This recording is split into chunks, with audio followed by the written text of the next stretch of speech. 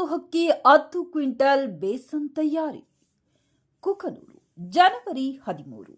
ದಕ್ಷಿಣ ಭಾರತದ ಕುಂಭಮೇಳ ಎಂದೇ ಪ್ರಸಿದ್ಧಿಗೊಂಡಿರುವ ಕೊಪ್ಪಳ ನಗರದ ಶ್ರೀ ಗವಿಸಿದ್ದೇಶ್ವರ ಜಾತ್ರಾ ಮಹೋತ್ಸವದಲ್ಲಿ 15 ದಿನಗಳ ಕಾಲ ಜರುಗುವ ಮಹಾದಾಸೋಹಕ್ಕೆ ಮಂಡಲಗಿರಿ ಗ್ರಾಮಸ್ಥರಿಂದ 10 ಕ್ವಿಂಟಲ್ ಬೇಸನ್ ತಯಾರಿ ಕಾರ್ಯ ಮಂಗಳವಾರ ಜರುಗಿತು. ತಾಲೂಕಿನ ಮಂಡಲಗಿರಿ ಗ್ರಾಮದಲ್ಲಿ ಮಂಗಳವಾರ ಹಬ್ಬದ ಸಂಭ್ರಮ ಮನೆ ಮಾಡಿದ್ದು ಕಾರಣ ಮಹಿಳೆಯರೆಲ್ಲ ಸೇರಿಕೊಂಡು ಗವಿಸಿದ್ದಪ್ಪಜ್ಜನ ಜಾತ್ರೆಗೆ ವಿಶೇಷವಾಗಿ 10 ಕ್ವಿಂಟಲ್ ಬೇಸನ್ ತಯಾರಿ ಕಾರ್ಯವನ್ನ ತಮ್ಮ ಮನೆಯ ಹಬ್ಬದ ಕಾರ್ಯಕ್ರಮದಂತೆ ಸಂಭ್ರಮ ಸಡಗರದಿಂದ ಪಾಲ್ಗೊಂಡು ಸಿಹಿ ಬೇಸನ್ ತಯಾರಿಸಿದರು. 10 ಕ್ವಿಂಟಲ್ ಬೇಸನ್ ತಯಾರಿಗೆ 5 ಕ್ವಿಂಟಲ್ ಸಕ್ಕರೆ, 3 ಕ್ವಿಂಟಲ್ ಪುಟಾಣಿ ಹಿಟ್ಟು, 10 ಕೆಜಿ ಡಾಲ್ಡಾ, 5 ಕೆಜಿ ತುಪ್ಪ, 5 ಕೆಜಿ ಗೋಡಂಬಿ, 8 ಕೆಜಿ ದ್ರಾಕ್ಷಿ, 250 ಗ್ರಾಂ ಯಾಲಕ್ಕಿ ಬಳಕೆ ಮಾಡಿರುವುದಾಗಿ ಬೇಸನ್ ತಯಾರಿಯ ಬಾಣಸಿಗರು ಪತ್ರಿಕೆಗೆ ತಿಳಿಸಿದ್ದಾರೆ.